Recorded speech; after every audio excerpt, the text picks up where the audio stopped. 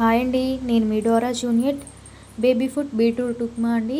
ఇంకా కడాయి పెట్టుకొని 1 tea spoon నెయ్యి వేసుకొని 1/2 టీ స్పూన్ జీలకర్ర వేసుకోవాలండి. జీలకర్ర వేగిన తర్వాత ముందుగా మనం తురిమి పెట్టుకున్న బీట్రూట్ను వేసుకోవాలి. బీట్రూట్ అనేది నెయ్యిలో బాగా ఫ్రై అవ్వనివ్వాలండి. ఎంత బాగా ఫ్రై అయితే అంత మంచి టేస్ట్, అంత మంచి స్మెల్ వస్తుందండి. బీట్రూట్ నెయ్యిలో ఫ్రై అయిన తర్వాత బొంబాయి రవ్వ అండి. బొంబాయి రవ్వ బేబీ ఎంత క్వాంటిటీలో తింటుందో అంత క్వాంటిటీ మనం బొంబాయి రవ్వను తీసుకోవాలి. నేను మా బేబీ కోసం 1/2 గ్లాస్ బొంబాయి రవ్వను తీసుకున్నానండి.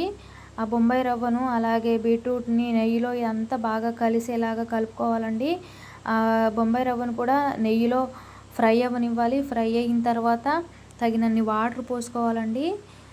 తగినన్ని వాటర్ పోసుకున్న తర్వాత మంచి వేగిన స్మెల్ వచ్చిందండి. వేగిన స్మెల్ తర్వాత వాటర్ పోసుకోవాలి. వాటర్ తర్వాత బేబీకి కావాల్సినంత సాల్ట్ వేసుకొని బాగా కలుపుతూ ఉడికించుకోవాలండి. ఎందుకంటే మనం సిమ్లో పెట్టి ఉడికించుకోవాలి. హైలో పెడితే వాటర్ అనేది తొందరగా ఇంకిపోయి అంటిపోయే అవకాశం ఉంటుంది. అందువల్ల మనం సిమ్లో పెట్టి ఉడికించుకోవాలి. సిమ్లో పెట్టడం వల్ల మంచిగా కుక్ అయిద్దండి.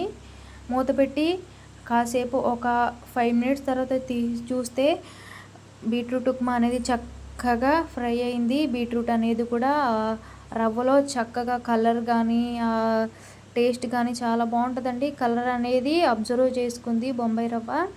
దాంతోపాటు బీట్రూట్ అలాగే బొంబాయి రవ్వ కూడా చక్కగా ఫ్రై అయింది. ఈ బీట్రూట్ని మనం బాగా లిక్విడ్లా కాదు, బాగా ముద్దగా కాదు, కొంచెం లిక్విడ్ లాగా చేసుకొని బేబీస్కి తినిపించవచ్చు. మా బేబీకి చాలా ఇష్టం బీట్రూట్ ఉప్మా, ఎంతో ఇష్టంగా తింటాడు. ఇలాంటి ఫుడ్ పెట్టడం వల్ల పిల్లలు చాలా ఆరోగ్యంగా ఉంటారు. Thank you.